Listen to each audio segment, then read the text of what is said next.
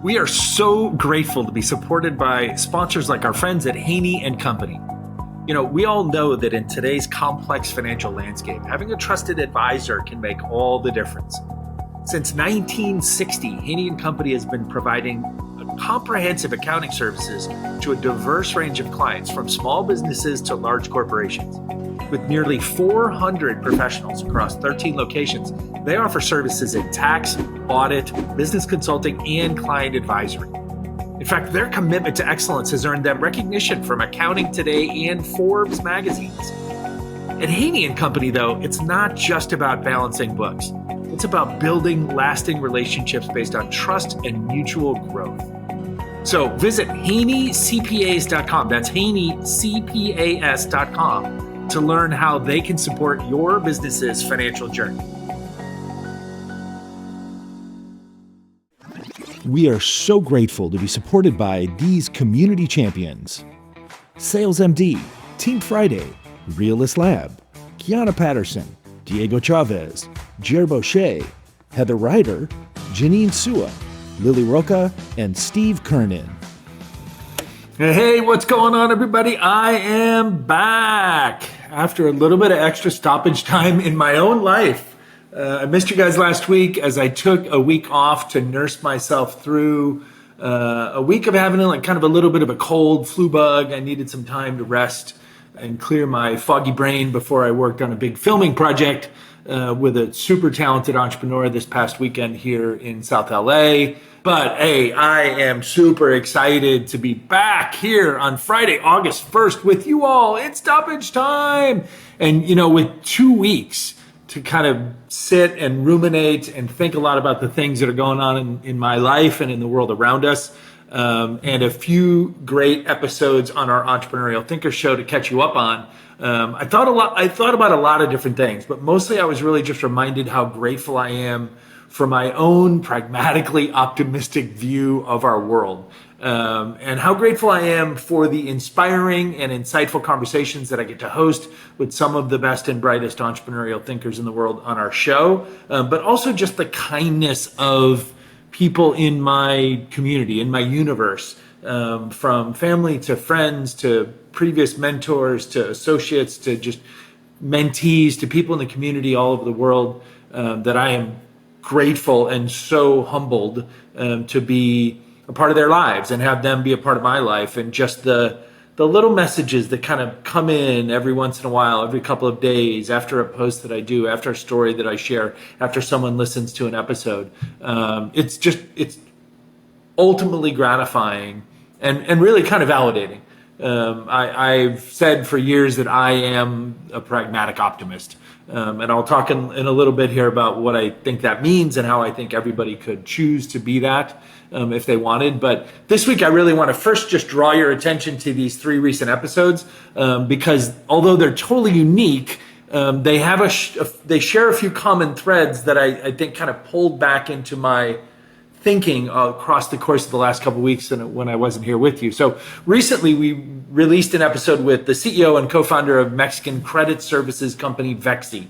This is Gaby Estrada. And then we shared an episode prior with Andres Friedman, who's the CEO and co-founder of the Mexican solar energy services company Solfium. And then this week we just released a conversation that honestly was a few years in the making, with my friend and one of the OG venture capitalists in Mexico, who is now leading a new firm in Spain and Europe that's focused on climate investment, which is called Rumbo Ventures. And that's the managing partner, Fernando Lelo de Larrea. 3 things in common with these people, right? They're all super talented Mexicanos. They're all building world-class businesses to solve real problems. And none of the 3 of them have allowed themselves to be limited or slowed by the non-believers or the traditionalists in the industries or in the countries and the cultures that they're a part of.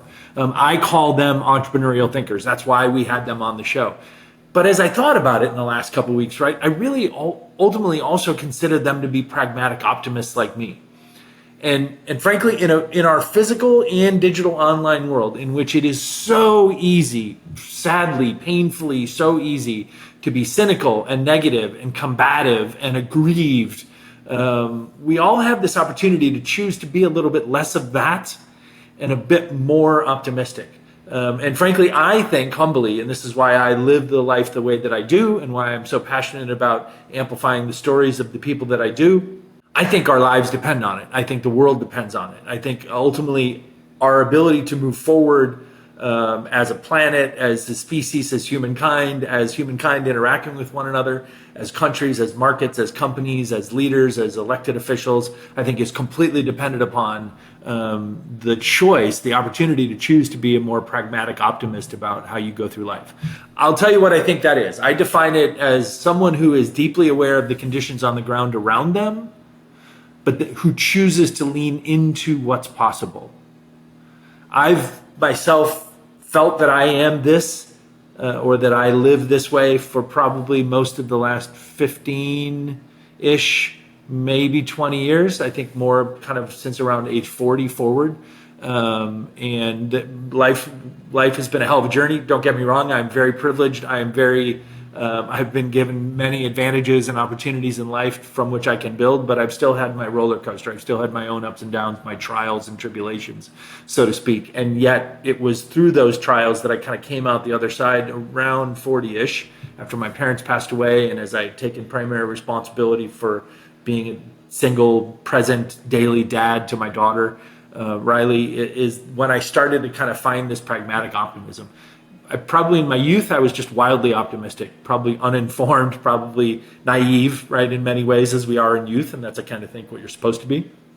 Maybe a bit of a dreamer without a foundation to be rooted upon. But as I got to around 40, I really found myself kind of developing into this pragmatic optimist. I am an operator. I can be just as brutally aware of all the challenging conditions and circumstances that surround me in my business or in my personal life or in our lives collectively on a daily basis as anybody.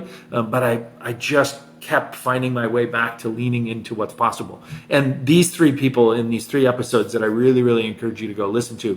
As you know, you can listen to them or watch them on our YouTube or on any of our audio channels where you enjoy your podcasts. Many of you are probably subscribed or follow these shows as it is. And so I really, really encourage you to enjoy these and go listen deeply to these three episodes because there's stories in each of them, right? So in Fernando's case, he found kind of what I would call like a personal rehabilitation and a renewed purpose in moving he and his family to Spain and then reinventing his business life under the umbrella of Rumbo Ventures in Europe. It's a story, this conversation that we had, that's filled with massive insights on the climate and green energy investment markets, and frankly, kind of then the future of our species. And it's so well worth listening to. If you're interested in climate, if you're interested in climate, green tech, clean tech investing, if you're interested in the environment, frankly, if you're just interested in humankind. But then there's also the personal start of the story, right? There are lots of people, I'm sure, around Mexico and around Latin America who know Fer from his very reputable life prior to this chapter, and will be eager and interested to hear maybe one of his first long-form conversations that he's had in a few years. So I really encourage you to enjoy that and take your lessons out of that. Secondly, I deeply encourage you to go enjoy the episode that I did with Gaby. Right? Gaby has gone where few women have gone before her in Mexico and in the Mexican finance industry. She and her partner Cynthia and their team are building a level of financial access for more people in their country than traditional credit companies or big banks ever have, or frankly are choosing to do now.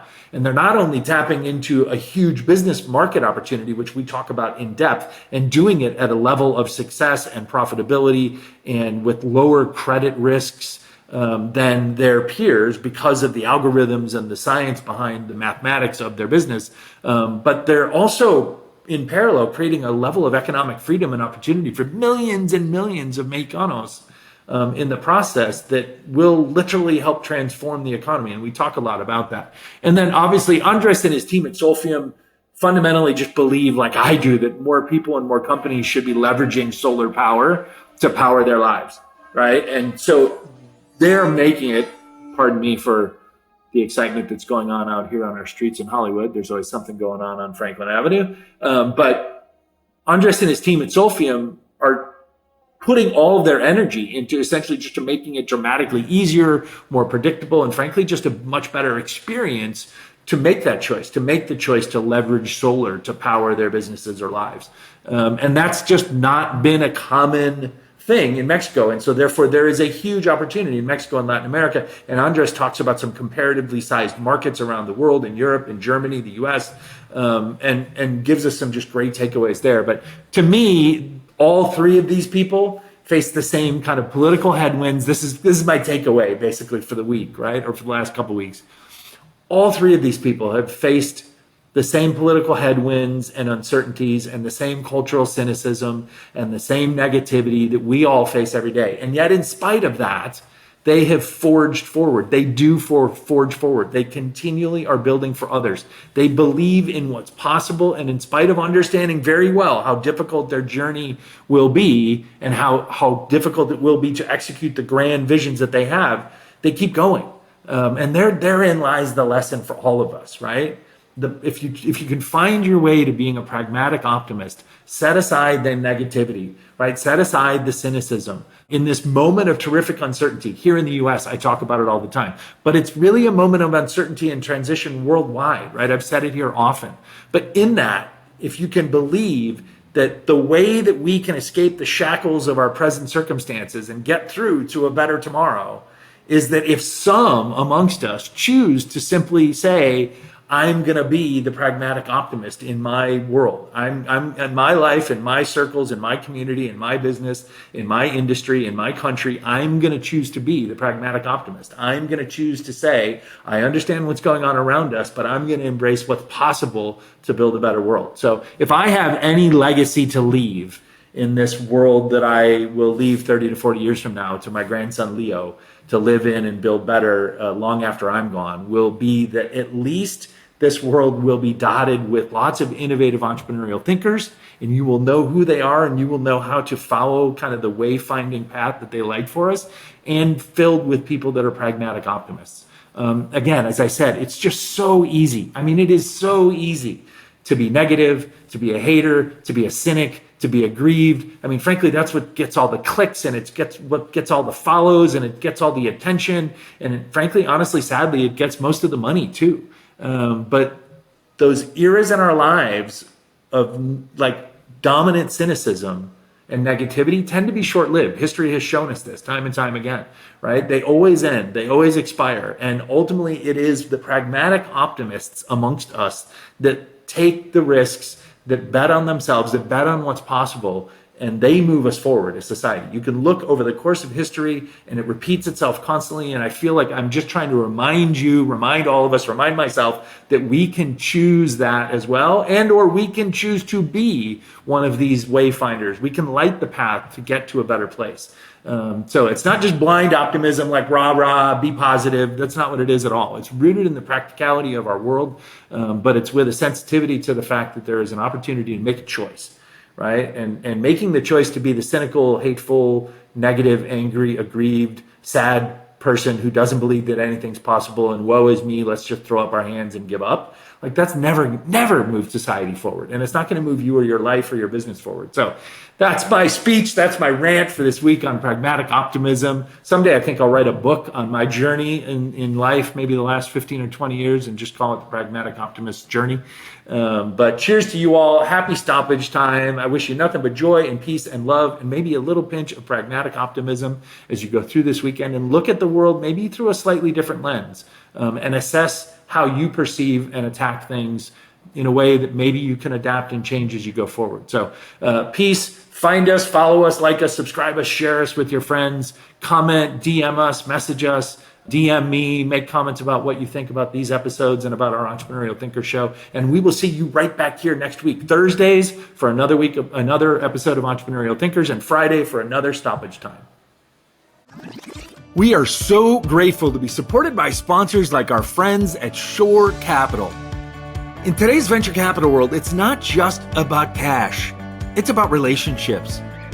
Capital is harder to find, limited investors have fewer managers that they can trust, and the industry is just filled with far too much hype.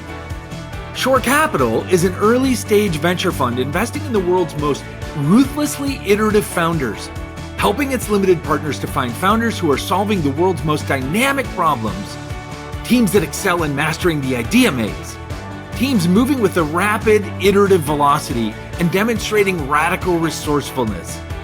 Shore Capital doesn't just write checks though. They become fractional co-founders when needed, offering strategic support, high leverage relationship development, and a deep commitment to the long-term success of their portfolio companies.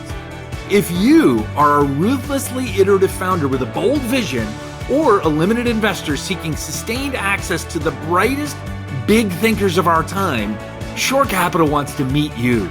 So visit shorecapital.notion.site to learn more.